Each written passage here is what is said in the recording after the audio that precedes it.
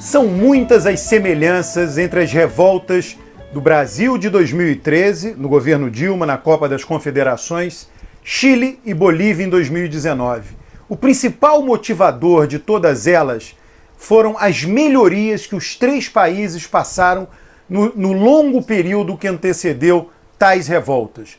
No Brasil, enfim, entre lá na internet, você vai achar um longo período de crescimento econômico e de redistribuição de renda antecedeu as revoltas de 2013. Como a vida das pessoas melhorou dentro de casa, as pessoas passaram a consumir mais, elas desejavam que a vida melhorasse fora de casa, que os serviços públicos se tornassem de padrão FIFA. Então, porque houve uma melhora, a pessoa acredita que é possível haver outra melhora. É aquele ditado, dá a mão que é o braço. Conseguir uma coisa, quer mais outra. Se minha vida melhorou dentro de casa, por que não exigir melhoras fora de casa? Foi o grande motivador das revoltas de 2013 no Brasil. No Chile, a mesma coisa. Houve um pujante crescimento econômico, com o PIB per capita crescente. O dado de redistribuição de renda, o Chile é, no retrato, um dos países mais desiguais da América Latina. Porém, ele era muito mais desigual ainda quando saiu da ditadura de Pinochet. Houve uma redução da desigualdade no Chile de 1990, foram 30 anos de governos democráticos até agora. Mas as pessoas, com a sua melhoria de vida no Chile, quiseram mais melhoras. Querem se ver livres do sistema de capitalização na aposentadoria, querem um controle maior sobre as tarifas de serviços públicos. Por quê? Porque houve uma melhoria numa área da vida, elas passaram a acreditar que pode haver outras melhorias em áreas nas quais não houve melhora alguma. A mesma coisa aconteceu na Bolívia. Os governos de Evo Morales foram governos de grande crescimento econômico com redistribuição de renda. A vida das pessoas melhorou muito durante os seus governos. E aí as pessoas se revoltaram, aumentou a escolaridade, aumentou a renda, melhoraram os empregos e as pessoas disseram, tudo bem, a gente já tem tudo isso, agora a gente quer ser governado por outra pessoa.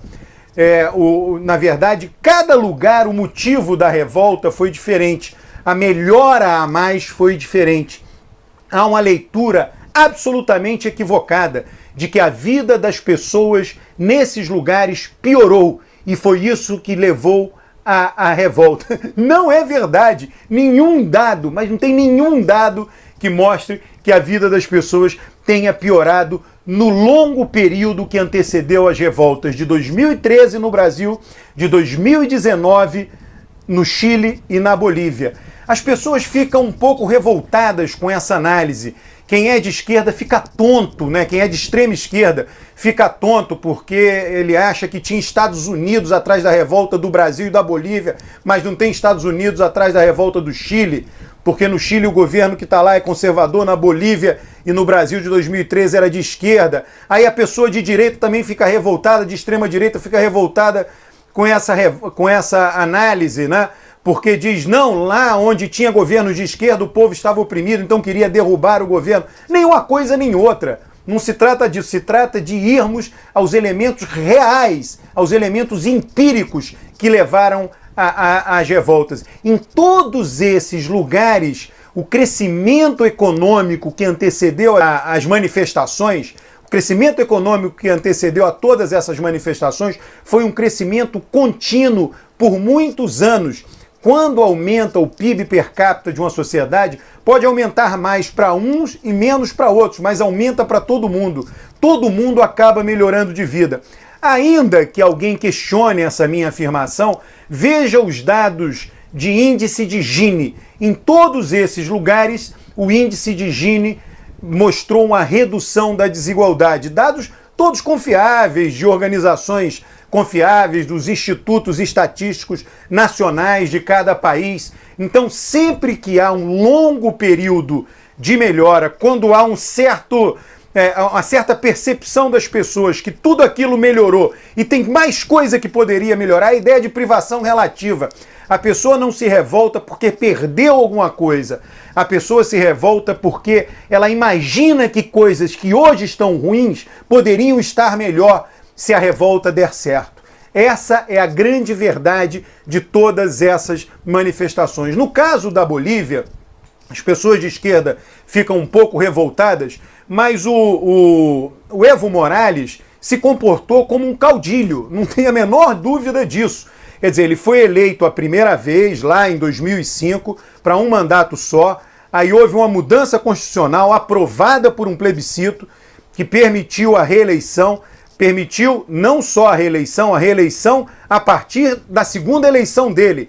Então, nessa mudança de legislação, ele já conseguiu um mandato a mais. Pois bem, quando chega no final de ele ter sido do terceiro mandato dele, ou seja, de 2 reeleições, ele convoca um novo plebiscito para uma nova mudança constitucional que permitiria uma nova reeleição dele. E ele perde nesse plebiscito. Ele perdeu, foi derrotado. Né? As pessoas dizem, não, é indígena contra não indígena. Ora, a maioria da população, 70%, tem ancestrais indígenas, ou até mais, da Bolívia. Se ele perdeu num plebiscito, ele teve menos que 50%, significa que pessoas indígenas, de sangue indígena, votaram contra uma nova reeleição dele em 2016. É um fato, não é uma interpretação de um fato. Aconteceu isto. Vá lá, entre, veja o resultado desse plebiscito. Veja a composição étnica da sociedade boliviana. Evidentemente, uma parcela significativa no mundo indígena não quis que ele se candidatasse a uma terceira reeleição ou a um 4º mandato. Aí o que aconteceu? Depois de um longo período no poder, ele indicou ministros da Suprema Corte, os juízes do Tribunal Eleitoral, e aí a Suprema Corte rejeitou o resultado do plebiscito. Os argumentos não interessam. Não interessa, porque, no fundo, são juízes nomeados por um presidente que perdeu um plebiscito e esses juízes dizem que o voto popular não vale. O argumento não importa. São poucas pessoas indo contra um país inteiro, com a decisão do país inteiro. Bom, não há o que fazer, foi uma decisão jurídica, vai lá e ocorre a eleição. Quando ocorre a eleição, a apuração começa, a apuração indica que vai haver um segundo turno, que a distância entre o Evo Morales e o Carlos Mesa não era tão grande assim, aí essa apuração para, aí a apuração fica parada um tempão, quando reaparece a apuração já toda realizada, o Evo Morales ganha no primeiro turno. Então isso é importante conectar a decisão do plebiscito, que foi anulada por meia dúzia de juízes, né, que a sociedade já não queria que ele se candidatasse, com a eleição cuja apuração, no mínimo, foi suspeita. E aí aquela sociedade que melhorou muito de vida, que melhorou a renda, melhorou a escolaridade, diz, espera aí, se a gente melhorou toda essa nossa vida aqui, por que a gente vai aceitar isso aí? E aí ela se revolta. Eu não estou falando dos líderes dessa revolta, da entrada de movimentos evangélicos, de figuras fascistoides nessa revolta. Isso aí é uma minoria. Eu penso assim, qual é o caldo social que permitiu tudo isso? É exatamente isso. As pessoas melhoraram muito de vida, disseram, eu não quero que você se candidate novamente. Ele vai lá e força a barra, se candidata, parece forçar a barra numa apuração. As pessoas dizem, poxa, a nossa vida melhorou em tudo isso aqui, por que a gente tem que aceitar esse cara que está querendo ser um caudilho? Pode ser um outro, que ele indique um outro presidente que represente os indígenas, o outro presidente que venha do mundo indígena. Ele pode muito bem indicar, mas a gente não quer mais ele. Nossa sociedade amadureceu, a gente já melhorou em muitas coisas, a gente não quer mais isso. E aí se cria todo o ambiente favorável para que surjam, evidentemente, em toda a revolta, tem líderes oportunistas. Mas foi isso que aconteceu na Bolívia. A mesma coisa no Chile. As pessoas acham... É curioso, né, as análises do Chile. As pessoas apagam 30 anos de governos democráticos. Parece que o Pinochet saiu no ano passado. E aí esse ano está todo mundo contra tudo que o Pinochet fez. Alguém consegue imaginar, de sã consciência, que depois de 30 anos de queda do regime de Pinochet, 30 anos de governos democráticos com eleição, oposição, vitória do governo, vitória da oposição, governo socialista, Eduardo Frei, Ricardo Lagos, eles não tenham mudado absolutamente nada do que o Pinochet deixou? Não é possível que a pessoa pense isso. Isso é porque não sabe o que aconteceu no Chile. Né? Fica vendo de longe o país e diz: Pinochet acabou no ano passado. Tiveram 30 anos de governo democrático e ninguém aboliu nenhuma das instituições neoliberais do regime de Pinochet. É claro que houve mudança. Né? As pessoas dizem: o Chile tem que mudar a Constituição de Pinochet. Aí eu pergunto: vem cá, de Pinochet para cá, quantas vezes a Constituição do Chile sofreu emendas? Aí ninguém sabe responder. Ninguém sabe dizer. Será que ela passou 30 anos sem sofrer emenda alguma? Você acha que isso aconteceu no Chile? 30 anos de regime democrático? A mesma coisa no Brasil. Aí vinha alguém direita e dizia: viu, essas revoltas são contra o governo da Dilma. Não! É mais profundo, foi mais profundo.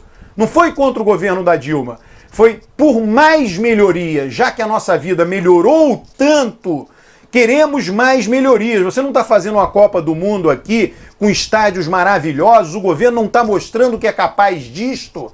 Então vamos fazer hospitais maravilhosos também, escolas maravilhosas. É o desejo por mais melhora que leva a isso. É importante que a gente veja as coisas como elas são, não com aquela lente absolutamente enviesada de coisas que criamos dentro da nossa cabeça e que não ajudam a compreender e a entender o mundo. Ora, se nós compreendermos mal o mundo, entendermos mal o mundo, como vamos interferir neste mundo para que ele de fato tenha melhoras que agradem a você, a mim e a toda a sociedade? Fica difícil. A gente fica brigando, a polarização também tem a ver com isso. Essa polarização exacerbada tem a ver com as pessoas não quererem entender o mundo como ele é.